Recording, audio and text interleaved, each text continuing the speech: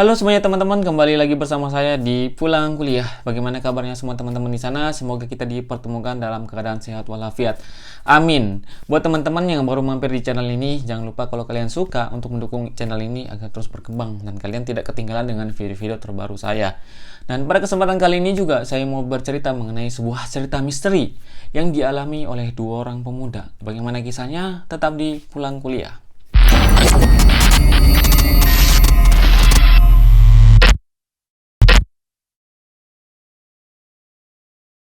Nah, buat teman-teman di sini, siapa sih yang nggak suka dengan ikan lele? Apalagi kalau kalian lapar itu pilihannya penyetan lele atau lalapan lele gitu.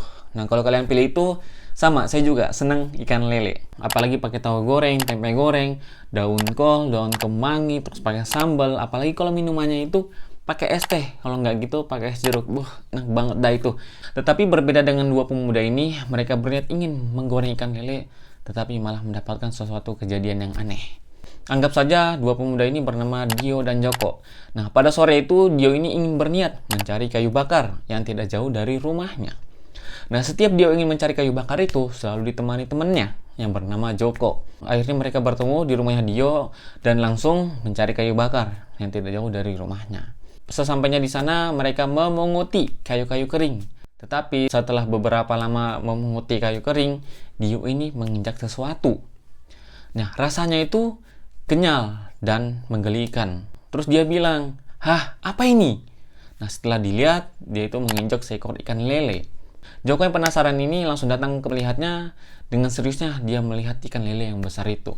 Tetapi mereka berdua ini heran, kok bisa ada ikan lele sebesar itu? Jadi ikan lelenya itu sebesar ini ya, sebesar kaki, seginilah. Dan mereka heran, kenapa kok bisa ada ikan lele yang bisa hidup di tempat ini? Padahal di situ tuh kering, tidak ada air sama sekali. Apakah ada orang yang habis mancing dan kebetulan lewat situ dan tidak sengaja ikannya itu jatuh, teman-teman. Tapi nggak tahu ya kejadiannya itu seperti apa. Tiba-tiba ada ikan lele di situ. Dio yang merasa dirinya ini beruntung ingin membawa pulang ikan lele tersebut. Tapi sudah diperingati sama Joko bahwa jangan dibawa ikan lelenya pulang karena kita tidak tahu siapa pemiliknya. Nanti terjadi hal-hal yang tidak diinginkan. Tapi Dio ini tetap ngotot ingin membawa pulang ikan tersebut.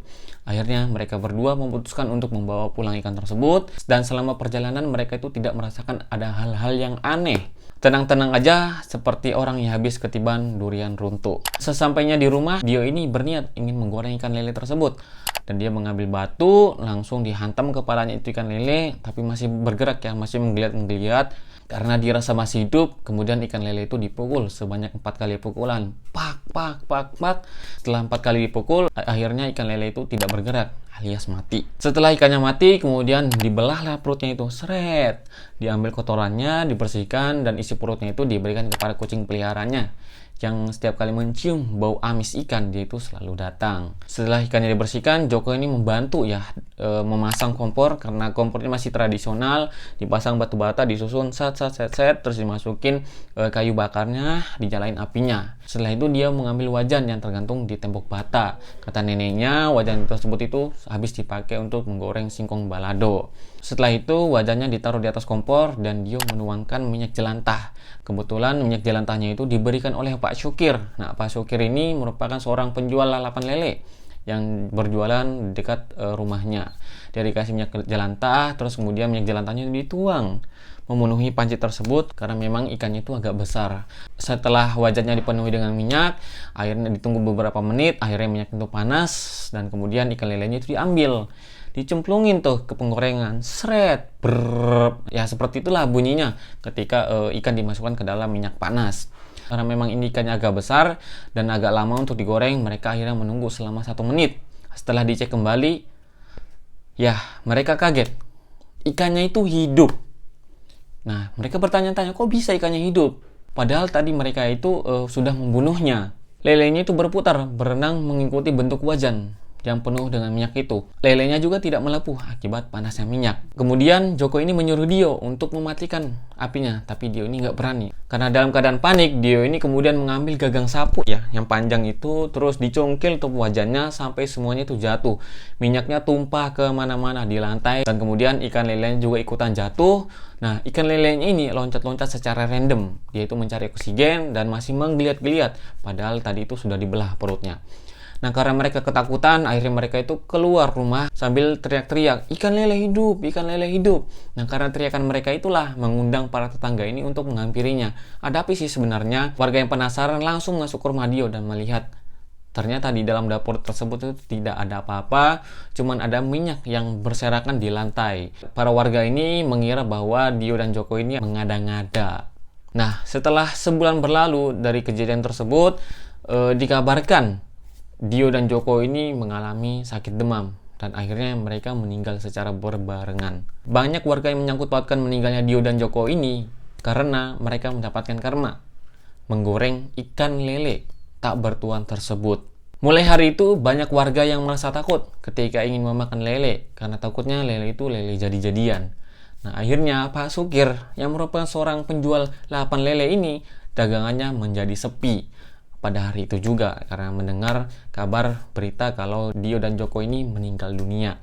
Akhirnya dagangan Pak Sukir ini dibagi-bagikan kepada warga. Daripada mubazirkan, banyak juga anak-anak yang tidak peduli dengan kejadian tersebut. Mereka lahap memakan ikan lele dan mereka sehat-sehat saja.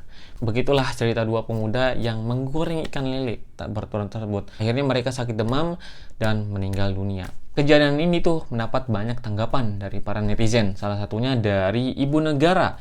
Kalau kataku sih, semakin besar ikan, semakin banyak kandungan merkurinya dan racun dalam tubuh ikan, apalagi lele pemakan segalanya. Itu yang pertama. Terus yang kedua, dari akun yang bernama Tops, dia itu bilang, jadi keinget dulu itu pernah mancing sama temannya Om, terus dapat lele sepaha, besar juga ya. Besoknya lelenya dimasak dan dimakan. Beberapa hari berselang, beliau meninggal. Sakit dan demam panas, ngigo juga katanya. Nah, terus dari mana lagi nih? Dari Safeti, dia itu mengatakan kalau kejadian ini tuh dulu sering banget di kampungnya. Gak cuman lele, ikan-ikan di kali lainnya kalau misalnya kita tiba-tiba nemu di tanah yang pasti bener-bener yang gak ada airnya sama sekali, pasti udah dilarang sama orang tua buat dimakan, bahkan sampai dipegang.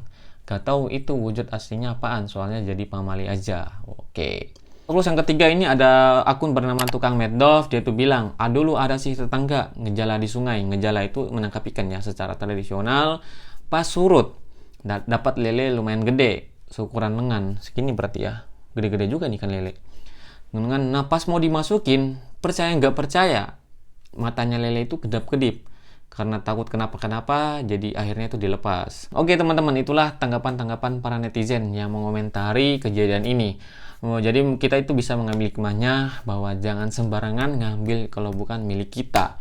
Apapun itu bentuknya dibiarkan saja, jangan diambil. Ya, kalau bukan milik kita. Itulah cerita yang bisa saya sampaikan pada kesempatan kali ini. Semoga teman-teman terhibur dan senang. Apabila ada kritik dan saran, silahkan komentar di bawah. Buat teman-teman yang punya cerita misteri, silahkan drop ceritanya ke email saya yang ada di sini. Sampai jumpa di video berikutnya. Saya pamit undur diri. Terima kasih.